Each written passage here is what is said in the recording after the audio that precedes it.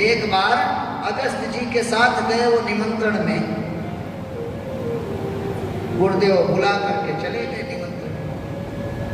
अब ये शालिग्राम को साथ में ले गए थे। शालिग्राम समझ रहे ना? शालिग्राम समझ रहे हैं? यहाँ रखे हुए हैं, ये बैठे हैं शालिग्राम। शालिग्राम को लेके गए, शिष्य के यहाँ भोजन पाए और भोजन पा करके गुरुदेव ने कहा कि सुदीक्षण मैं जा रहा हूँ किसी दूसरे काम से, और तुम यहाँ से शालिग्राम को ले जाना और कुटिया में अच्छे से रख देना, एक जगह उनके स्थान पर स्थापित कर देना। सुदीक्षण ने कहा ठीक है गुरुजी, हम लेके जाएंगे। अब सुदीक्षण जी अकेले आ रहे थे, तब तक रास्ते में जामुन का पेड़ दिखाई पड़ा। क्या पड़ा? जामुन समझ रहे हैं? जामुन, शालिग्राम और जामुन में कोई अंतर नहीं है। सुदीक्षण जी सोचे जामुन इतनी बढ़िया पकी हुई है। अब ढूंढने लगे पत्थर अगल बगल, लेकिन पत्थर मिला नहीं। कहे पत्थर में झूठे ढूंढ रहा हूं, मेरे तो झोली में शालिग्राम जी है। शालिग्राम को निकाले और निकाल करके सुदीक्षण जी मारे पेड़ पर, तो वहां से जामुन तो गिरी, लेकिन शालिग्राम पता नहीं कहां जा करके पानी में गिरी। सुदीक्षण जामुन को खाए, अभी उनको शालिग्राम का पता नहीं है कि शालिग्राम मेरे कहां गए। सुदीक्षण उठाए जामुन, खाए, जामुन मीठी लगी, कहे एक शालिग्राम और है, एक जन को और निकाला। दूसरे जन को निकाले और निकाल करके मारे, वो भी गायब, जामुन मिली, खा लिए। जब पेट भरा तब शालिग्राम की याद आई कि शालिग्राम कहाँ गए। ढूंढते ढूंढते देखे तो आगे पानी भरा हुआ था, पानी में ही शालिग्राम दोनों जन चले गए। अब पानी में कैसे कूदे? कीचड़ में जाकर के शालिग्राम जी खो। सुदीक्षण सोचे कि सुबह तो गुरुजी हालत खराब करेंगे, तो कुछ न कुछ तो उपाय सोचता हूं। तो बड़ी बड़ी जामुन सुदीक्षण जी लिए और ले करके शालिग्राम की जगह पर जामुन को ही रख।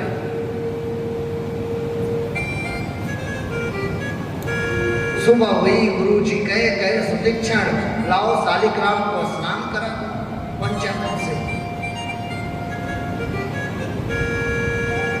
अब सुदीक्षण को तो भाई सरल है, सुदीक्षण सरल कहे ठीक है गुरुजी लाता हूं। सुदीक्षण गए, ला करके शालिग्राम को गुरुदेव को दे दिए। अब गुरुदेव जैसे रोज नहलाते थे वैसे नहला रहे हैं, और जैसे ही जोर से रगड़े तो जामुन का जो बीज था वो निकल करके बाहर फेंका गया। कहे गुरुदेव देखे, कहे ये मेरे शालिग्राम की ये दशा। कहे सुदीक्षण यहाँ। दौड़ करके सुदीक्षण आए, कहे गुरुदेव क्या बात है? कहे शालिग्राम कहाँ है? बोला शालिग्राम तो यहाँ है। बोले ये शालिग्राम नहीं जामुन है। सुदीक्षण ने कहा जामुन नहीं है, ये शालिग्राम है। कहे ये देखो उनकी बीजवां निकल गई। सुदीक्षण ने कहा गुरुदेव आप रोज नहलाते हो, पुनि पुनि चंदन पुनि पुनि पानी, शालिक जी सरिगे हम का जानी। आप रोज इनको रगड़ रगड़ के नहलाते हो, बार बार इनको चंदन लगाते हो, ये सड़ गए, इसलिए उनकी हड्डी बाहर निकल गई मांस आपके हाथ में।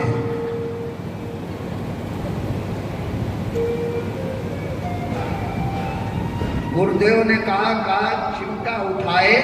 संतों के पास एक स्पेशल दंड होता है चिमटा, और जब शिष्यों को मारना होता है ना तो उसी से मारते हैं। प्रयाग में आप जाओगे, ठंडी का समय है, और जैसे वहां पर ऐसे जगह जगह पर आग जलाई जाती है। आप सोचोगे कि मैं थोड़ा सा पैर इसमें दिखा दूं, अगर कोई संत लिए हैं संत तो कभी दिखाना भी मत, नहीं तो उसी पैर पर मारेंगे जोर से।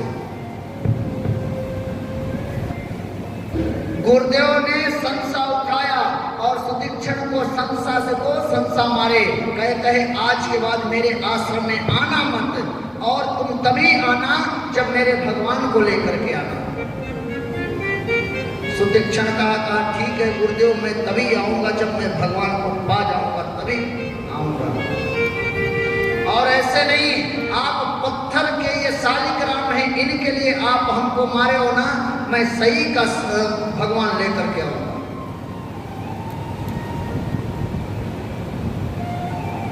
सुतीक्षण इतने बावले हैं, वो क्या करते हैं, जंगल में गए, अकेले एक जगह अकेले रहते हैं। अकेले रह करके उनके जो गुरुदेव के अन्य शिष्य हैं सुतीक्षण को चिढ़ाते हैं, क्या सुतीक्षण दौड़ो दौड़ो, उधर से भगवान आ रहे। सुतीक्षण बावले हैं, दौड़े जाते उधर भगवान नहीं मिलते, उस गली में जाते भगवान नहीं मिलते। फिर सुतीक्षण रहते रहते कुछ देर नाचने लगते, कुछ देर रहते रहते गाने लगते, कुछ देर रहते रहते भगवान के ध्यान में बैठ जाते समाधि लगा करके।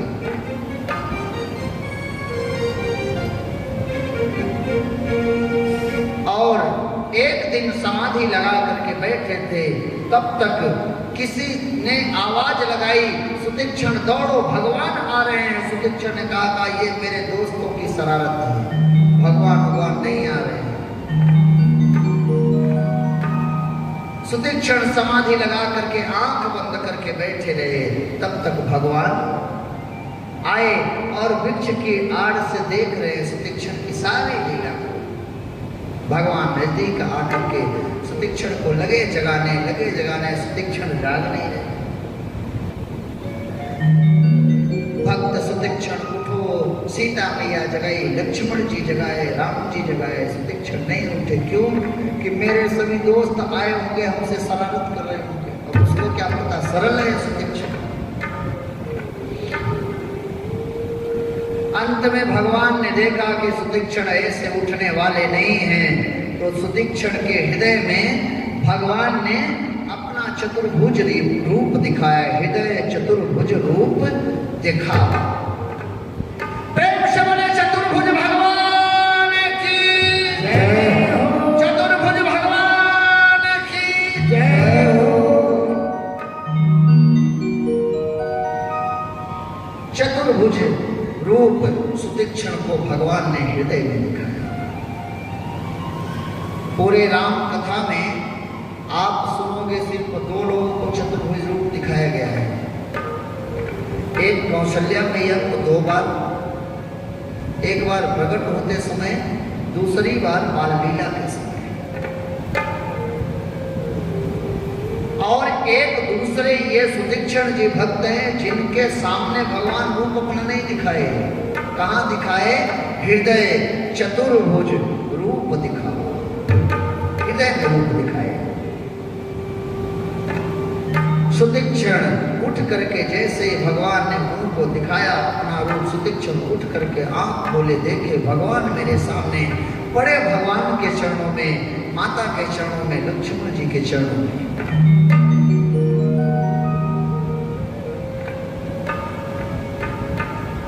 भगवान ने कहा भक्त मुझसे कुछ वरदान। सुतीक्षण ने कहा प्रभु मुझको वरदान मांगना आता ही नहीं, मुझको क्या पता वरदान क्या होता है। देखिए पागल में भी चालाकी है, समझिएगा। आपके सामने भगवान अभी पहुंच जाए तो आप कहोगे, भगवान कहते हैं कि वरदान दो, तो वरदान ले लो, तो क्या लोगे आप? क्या मांगोगे वरदान? सुतीक्षण जी ने कहा प्रभु मुझको जो देना है आप अपने मन से दे दिए, मुझको क्या पता वरदान क्या होता है। मुझे ना तो सत्य समझ में आता है, ना झूठ समझ में आता है। जो आपके मन में आए, जो आपको अच्छा लगे वो दे दीजिए। भगवान ने कहा ठीक है, तुम बुद्धि के तेज हो जाओ। जैसे ही भगवान ने कहा बुद्धि के तेज हो जाओ, सुतीक्षण जी की बुद्धि तेज हुई। कई सुतीक्षण ने कहा प्रभु अब मांगे क्या? देखिए 2 वरदान। अभी क्या था कि जो आपको समझ में आए वो हमें आप वरदान दे दो। मुझे सही क्या है झूठ क्या है समझ में आता नहीं। भगवान ने कहा ठीक है, अब तुम्हें समझ में सब आएगा, तुम बुद्धिमान हो जाओ। और जैसे ही सुतीक्षण बुद्धिमान हुए कहे गए प्रभु अब समझ में अब मांगो क्या। ये क्या है, भगवान किस पर रिश्ते हैं? सरलता को। मांगो क्या चाहिए। अब सुतीक्षण देखिए मांगे क्या, ना तो धन मांगे ना दौलत मांगे। कहे प्रभु एक काम करिए, आप तीनों मूर्ति जैसे मेरे सामने आए हो ना, मेरे हृदय में आप तीनों जन विश्राम कर जाओ, यही मुझे वरदान दे दीजिए। क्या मांगे? आप तीनों मूर्ति मेरे हृदय में विराजमान हो जाओ, यही मेरे लिए वरदान है और मुझे कुछ नहीं चाहिए। ये क्या है? सरलता है। सुतीक्षण ने कहा प्रभु मेरे गुरुदेव मार करके यहाँ भगाए हैं, मैं बचपन में कुछ गलती कर दिया था, एक काम करिए, मेरे गुरुजी का आश्रम नजदीक में है। कहे आपके गुरुजी कौन है? कहे अगस्त जी। कहे मैं उन्हीं से मिलना चाहता हूँ, मैं उन्हीं के पास चल रहा हूँ। सुतीक्षण ने कहा प्रभु हम तो आपको ले चलेंगे, लेकिन आप ये मत कहना कि आप अपने मन से उनके पास आए हो। ये बता देना कि सुतीक्षण हमको लेकर के आए। प्रभु आप अगर ये कह दोगे ना तो मेरा काम बन जाएगा, गुरुजी फिर मुझे अपने आश्रम में रख लेंगे। भगवान कहते हैं भाई हम झूठ क्यों बोले, हम अपने मन से जाएंगे गुरुजी के आश्रम में। सुतीक्षण ने कहा प्रभु मेरे लिए थोड़ा सा बोल दीजिए, भक्त के लिए झूठ बोल दीजिए। आप तो भक्तों के प्रिय हैं, भक्तों को ज्यादा मानते हैं, भक्तों से ही आप हारे हैं। भगवान कहे चलो भाई तुम्हारे लिए हम झूठ भी बोल देंगे। सुतीक्षण आगे आगे आगे आगे लेके चल दिए। आइए प्रभु गुरु जी के आश्रम में। सुतीक्षण दौड़े गए और जा करके गुरु जी के आसन पर ही बैठकर कहे गुरु जी ये गद्दी अब हमारी हो गई, मैं भगवान को लेके आ गया। गुरुजी संसा उठाए कहे ये पागल हो चुका है, इसको मारो। जितने भी गुरुजी के सेवक थे सब पकड़ के सुतीक्षण को लेके जाने लगे। सुतीक्षण दौड़ा गया, कहा गुरुदेव मैं आपसे कहा था ना कि मैं आऊंगा पत्थर वाले को नहीं, मैं सही का लेकर के आऊंगा, मैं सही का लेकर के आया हूं। नहीं यकीन है, चलिए हम आपको दिखाते हैं। और वो अकेले नहीं आए हैं, फिर कौन आया है? साथ में माता जी भी आई हैं और काका जी भी आए हैं। अगस्त जी को जैसे पता चला कि भगवान हमारे कुटिया के नजदीक आ रहे हैं, अगस्त जी दौड़ पड़े। सामने देखे भगवान श्री रामचंद्र जी, माता सीता, लक्ष्मण जी आए। अगस्त जी चरणों में गिर पड़े, लेकिन भगवान ने कहा कि आप मेरे चरणों में ना पड़े। भगवान ने ही अगस्त जी को प्रणाम किया। अगस्त जी कुटिया में ले गए, सत्संग हुआ। और अब अगस्त जी से भगवान ने पूछा, कहा ईश्वर आप तो ये जानते हैं कि मैं किस कार्य के लिए इस वन में आया हूं, आप अब हमें उचित ठाव बताइए कि हम कहां जाकर के रहें।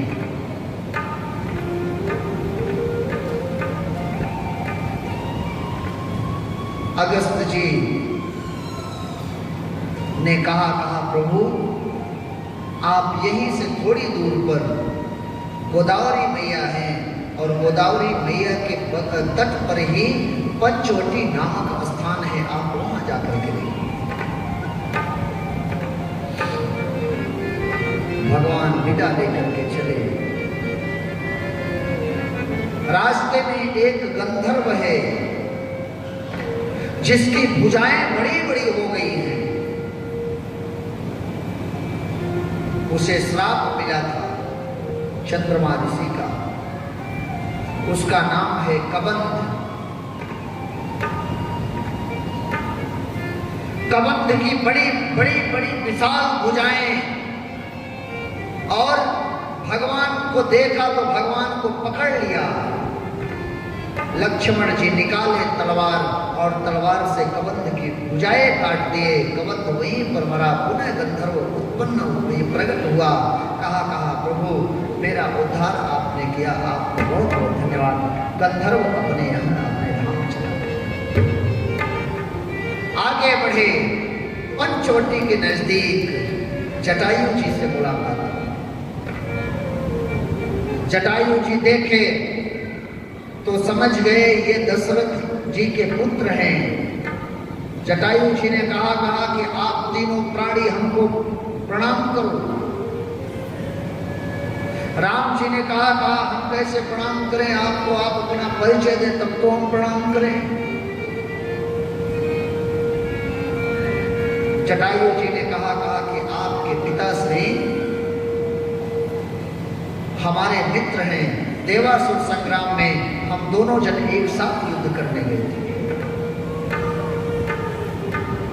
तब से हमारी और उनकी मित्रता हुई है। भगवान ने प्रणाम किया और प्रणाम करके कहा कि मैं अब यहीं रहना चाहता हूँ। जटायु जी ने कहा कि आप निश्चिंत होकर के यहाँ रहें, आपको किसी चीज की तकलीफ नहीं होगी। मैं यहाँ पर देखभाल करता हूँ।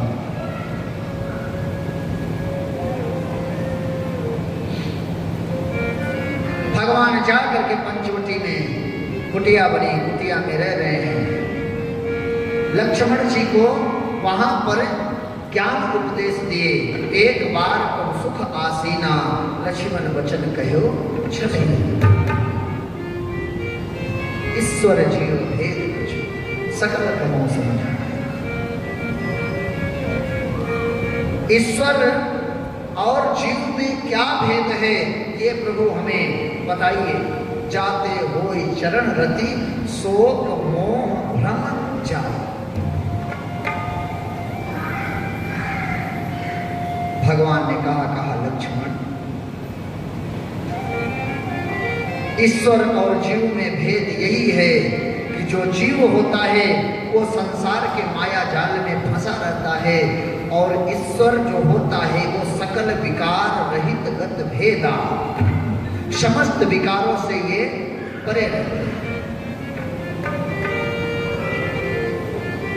और जो माया को छोड़कर राग अनुराग फिर वैराग्य को प्रकट होता है, और जो वैराग्य धारण कर लेता है और मन क्रम वचन छाड़ चतुराई, जो मन से वचन से कर्म से चतुराई का त्याग कर देता है, उसके इस हृदय में मैं सदैव निवास किया था। लक्ष्मण जी भगवान के चरणों में प्रणाम किए और प्रणाम करके बैठे थे। तब तक वहां पर एक घटना हुई। पंचवटी में एक राक्षसी आई। क्या नाम है उसका? सुपर्णखा। राक्षसियों का नाम बहुत याद रहता है।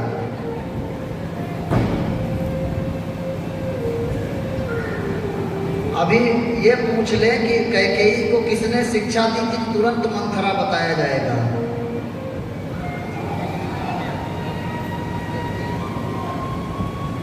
सुपर्णखा आई, सुंदरी का रूप बना करके भगवान से एक सूत्री बात कर रही है। क्या? कि मैं तीनों लोकों में घूम करके आई हूं, मेरे जैसी सुंदर स्त्री नहीं, आपके जैसा सुंदर पुरुष नहीं, जल्दी से मुझसे विवाह कर लो। भगवान ने कहा ये तो हमारे हिंदुस्तान की नहीं है, ये विदेशी आई है। विदेशी डायरेक्ट बोलती है, ये हिंदुस्तानी नहीं हो सकती।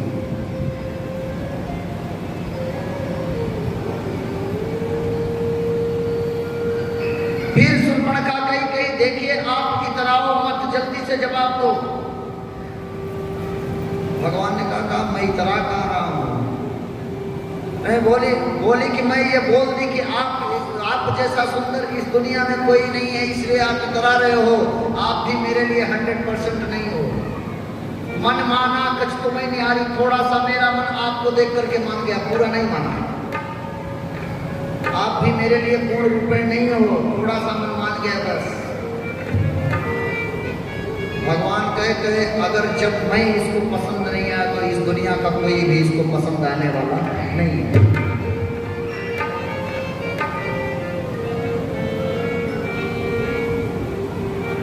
भगवान ने कहा देखो तुम अपने आप को कुंवारी बता रही हो ना, तो मैं तो थोड़ा काला हूं, सांवला हूं, मेरे भाई साहब बहुत गोरे हैं, और जैसे तुम कुमारी हो ना वैसे वो भी कुमारे हैं। जाओ भाई साहब को, और वही तुमसे विवाह करेंगे, मैं तो कर नहीं सकता। मेरे बगल में देख लो मेरी सीता बैठी। अच्छा वो विवाह कर लेंगे? हाँ बिल्कुल करेंगे, जाओ। अब गई वहां पर, लक्ष्मण जी अपनी तलवार में धार लगा रहे थे, रगड़ रहे थे। जा करके कही कि आप कुमारे हो। लक्ष्मण जी ने कहा हम कुमारे नहीं, मारते हैं, हम मारते बोलते। कहीं नहीं, आपके भैया बोले आप कुमारे हो। लक्ष्मण जी ने कहा क्या बनना चाहती हो तुम? बोली रानी बनना चाहती हूं मैं। लक्ष्मण जी ने कहा मैं दास हूं, तुम रानी का ख्वाब लेके आई हो, तुमसे मैं विवाह नहीं कर सकता। प्रभु समर्थ कौशलपुर राजा, जो तुमको भेजे मेरे पास उन्हीं के पास जाओ। अगर रानी बनना है तो वहां जाओ, और दासी बनना है तो यहां आओ। रानी बनना है ना? हाँ बिल्कुल मैं रानी बनूंगी, फिर जाओ यहां से।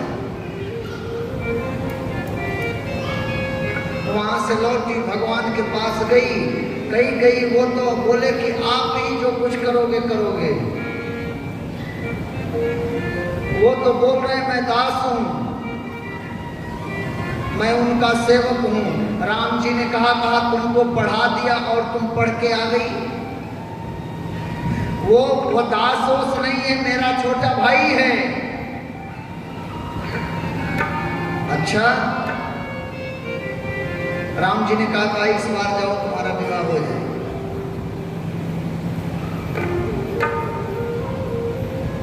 ठीक है जाती हूं। गई लक्ष्मण जी के पास। लक्ष्मण जी कहे तुमको शर्म नहीं आती है?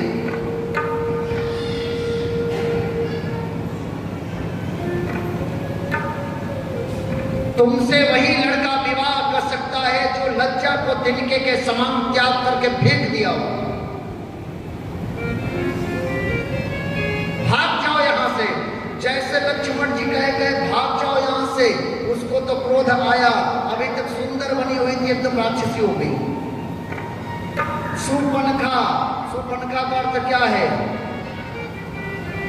सूप जैसे जिसके ये नाखून हो, वो है सुपनखा।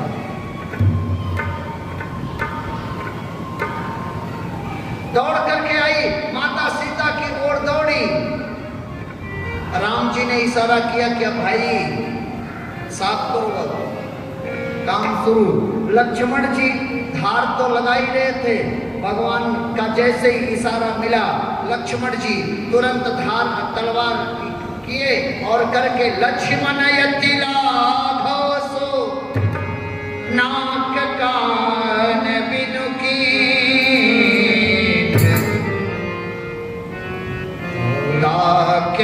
कर रावण कह मना चुनौती दी। लक्ष्मण जी निकाले, अब इसको काटे और इसको काटे। काट करके फेंके नहीं,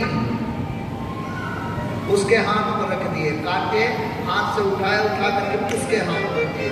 ताके कर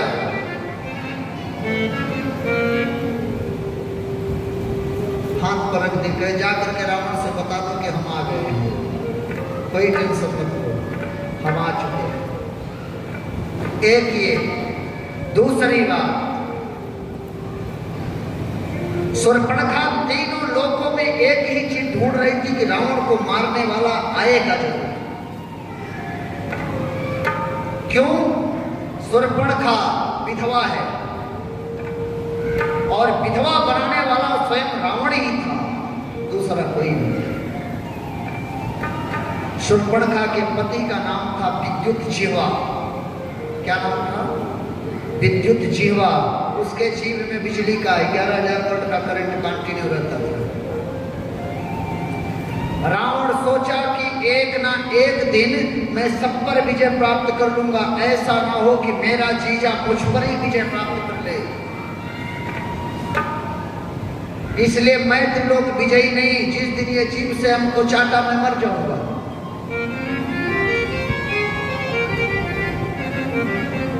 पाताल लोक में गया रावण।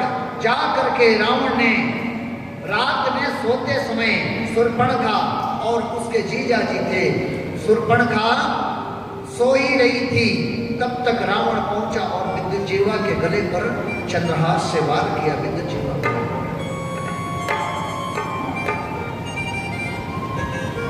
शूर्पणखा उठी। उठ करके किसी का पति उसकी आंखों के सामने मारा जाए तो उसको कितना कष्ट होगा। शूर्पणखा उसी समय मन में प्रण की थी कि भैया आपने हमें विधवा बनाया है, मैं ये सौगंध खाती हूं कि लंका के एक एक स्त्रियों को मैं विधवा बना करके छोड़ूंगा।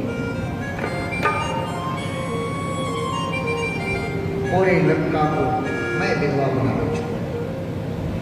वो वही तीनों लोकों में ढूंढ रही है और आज उसको मिले। शूर्पणखा का नाक कान कटा, हाथ पर लक्ष्मण जी रख दिए।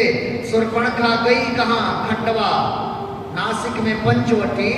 और रावण पहले लेडीज को बैठाता था, चौकी जहां भी उसकी रहती थी। बक्सर में देखिए ताड़का नाम की राक्षसी ताटकवन में, और उसकी रक्षा के लिए मारी स्वभाव। इधर आइए नासिक में पंचवटी में शूर्पणखा, और शूर्पणखा की रक्षा के लिए खरदूषण को रखा है।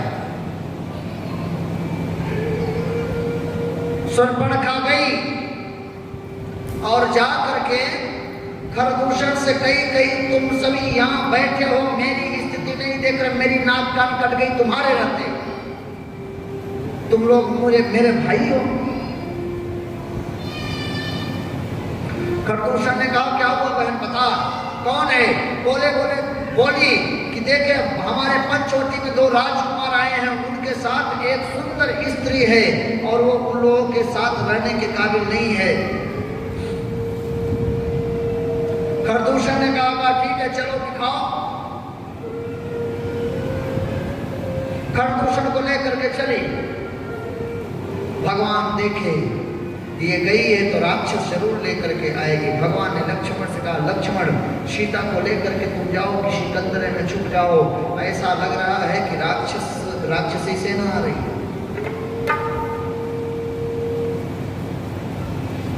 लक्ष्मण जी गए, सीता मैया को लेकर के छुप गए और उसी समय शूर्पणखा खरदूषण को लेकर के आई है। खरदूषण को एक वरदान है, क्या? कि उसको कोई मार ना पाए। दोनों भाई आपस में मिलकर के मार करें, और वो उसको मार दे वो उसको मार दे। भगवान ने सोचा मैं क्या करूं। ब्रह्मा जी की तपस्या की है खरदूषण। तपस्या करके ब्रह्मा जी आए। ब्रह्मा जी ने कहा वंश वर मांगो। ब्रह्मा जी देखिए वर देने बहुत कामयाब हैं। वर देने के लिए ब्रह्मा जी हैं, ये देर नहीं लगती आ जाते हैं। खरदूषण ने कहा प्रभु मैं मरूं नहीं। ब्रह्मा जी तुरंत इस बात को खारिज करते हैं, काटे। नहीं मरना तो पड़ेगा, दूसरा मांगो। अच्छा, राक्षसों का प्रचंड माइंड बहुत तेज होता था, वो तुरंत जुगाड़ ढूंढते थे। राक्षसों से एक बात सीखनी चाहिए, सीखने योग्य राक्षसों की बात। क्या आप कहीं भी पढ़ोगे राक्षस की लड़ाई कभी नहीं होती है। कहीं पढ़े हो आप लोग कि राक्षस आपस में लड़े? बताइए। उनकी एकता बहुत मजबूत होती थी। ये राक्षसों की एकता से हम लोगों को सीखना चाहिए। उनका आचरण नहीं आए, आचरण मत लाइएगा राक्षसों वाला। लेकिन उनकी एकता को देख करके हमें एकता बनानी चाहिए। राक्षसों की सीख है।